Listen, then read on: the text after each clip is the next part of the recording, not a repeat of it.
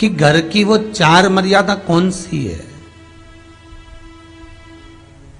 जिस मर्यादा में नारी रहे तो उस घर में संपदा नहीं घटती,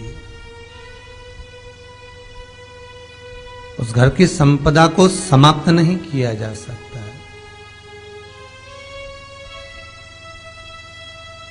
4 मर्यादा माता लक्ष्मी, मां सरस्वती के सामने माता पार्वती जी से पूछ रही है। वो मर्यादा है कौन सी जिस मर्यादा के बल पर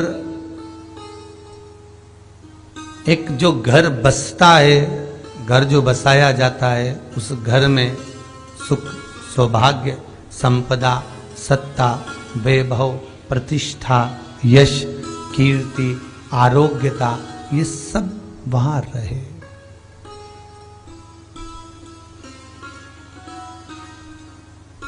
पहला, मां पार्वती ने माता लक्ष्मी को कहा, अतिथि देवो भव।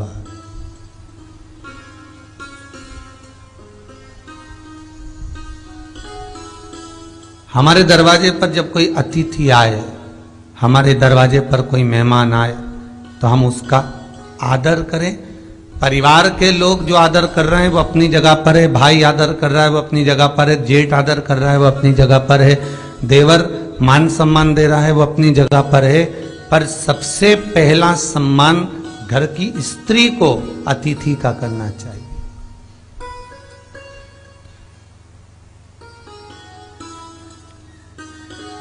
सास के मेहमान आ गए, पहचान वाले, बहुवन मालूम पड़े अपने कमरे में बैठी हुई है। मेहमानों ने आकर पूछ लिया, क्यों बहू नहीं दिख रही? बस आ रही होगी। सास गई, रसोई घर में से पानी लाकर पिला दिया। फिर मेहमानों ने पूछा, बहू नहीं दिख रही? बस आती होगी। 2 बार सास ने गिलास भी गिरा दिया कि एक आध तो आ जाओ रही ऊपर से, पर नहीं आई। जब सास ने चाय रख दी और चाय रखकर सास फिर लेकर आई, तो बहुओं के मन में आया, चलो सास ने चाय बना दी है, खुशबू ऊपर आ गई है, अब चलते हैं। और बहू फिर नीचे आई। जो मौसी आई थी, काकी आई थी, बुआ आई थी, चाची आई थी, उनको प्रणाम करा और अंदर जाकर चाय जो बनी थी उसको पिया।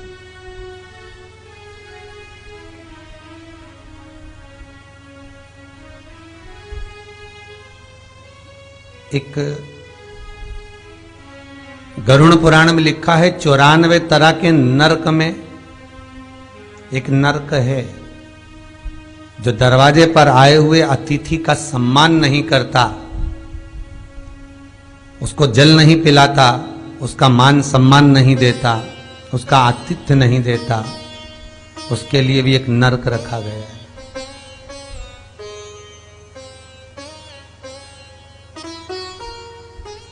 हजारों नरकों में एक नरक वो भी है जिसका हमने आतिथ्य ना करा हो। मेरा बहुओं से निवेदन है, सास के रिश्तेदार आए तो आप उनका भी आदर करिए, और आपके रिश्तेदार आए तो आप उनका भी आदर करिए। जेठानी के रिश्तेदार आए तो आप उनका भी आदर करिए, और देवरानी के रिश्तेदार आए तो आप उनका भी आदर करिए। आप किसी न किसी रूप में जो अतिथि आया है वो न जेठ का है, न देवर का है, न वो सास का है, अतिथि घर का है। किसी एक व्यक्ति का अतिथि नहीं है।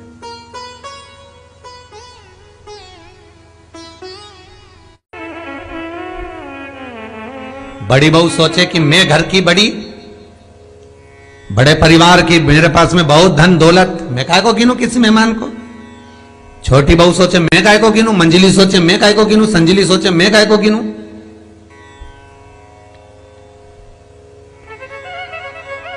तुम्हारे माँ बाप आए, सास अगर तुम्हारे पिता से, तुम्हारी माता से बात ना करे, देवरानी बात ना करे, जेठानी बात ना करे, तो तुम्हें कैसा लगेगा कि तुम्हारे माँ बाप आए और किसी ने सम्मान नहीं करा, उसी तरह सास के रिश्तेदार आए, तुम सम्मान नहीं करोगी तो उसको कैसा लगेगा? फिर तुम्हारे घर के आए, वो सम्मान न करे तो तुम्हें कैसा लगेगा? आतिथ्य, घर में कोई भी आए वो सबके लिए।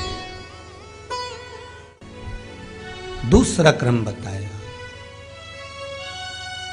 घर के दरवाजे पर जो तुलसी का पौधा होता है, जीवन में सबसे पहले अगर दुख आता है, तकलीफ आती है, कष्ट आता है, बीमारी आती है, रोग आता है, कोई बड़ा घटना घटने वाली होती है, कोई बड़ा कष्ट आने वाला होता है, तो लक्ष्मी जी से माता पार्वती कह रही है, घर में जो तुलसी का पौधा होता है सबसे पहले घात उसी पर होती है।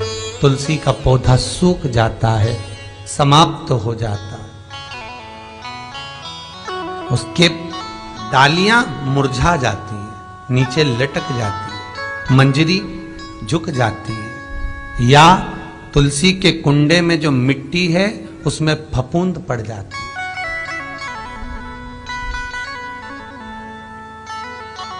कितना सुंदर बात कही है महाराज।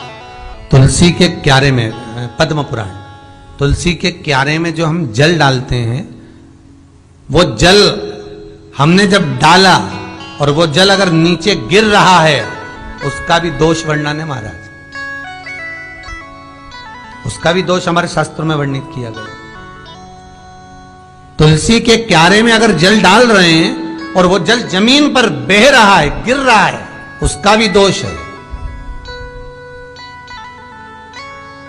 तुलसी के क्यारे में उतना ही जल दिया जाए जितनी मट्टी सोख ले, 2-4 8 बूंद पानी गिरे चल जाएगा। तुलसी के क्यारे में छिद्र रहता है, बूंद बूंद पानी टपक जाए वो चल जाएगा। पर तुमने तुलसी के क्यारे में जो जल भरा, लोटा भर भर के डाल दिया, और ऊपर से जो जल कुंडा भरा कर उलीच में से, अर्थात भराने के बाद जो नीचे गिर रहा है, वो दोषपूर्ण है महाराज, उसकी दोषता है।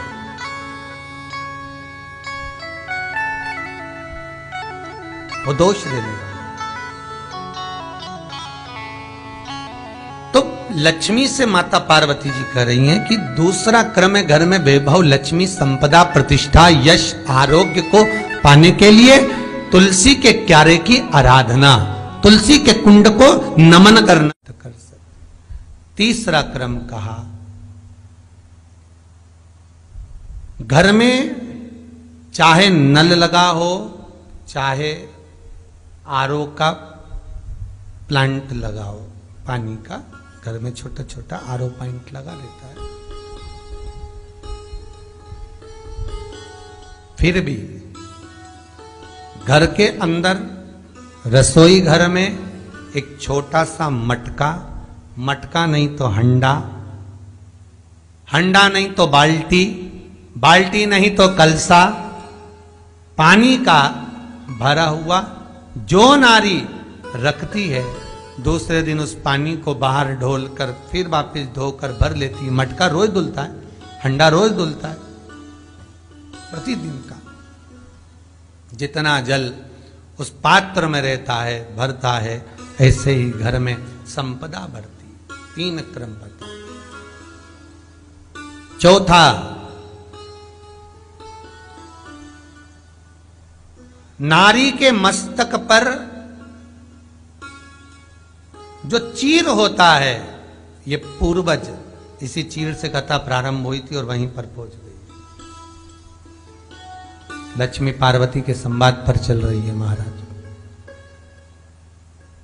मस्तक पर जो चीर होता है, मस्तक पर जो वस्त्र होता है, वो वस्त्र पूर्वजों का, पितरों का, कुल देवी देवताओं का आशीर्वाद।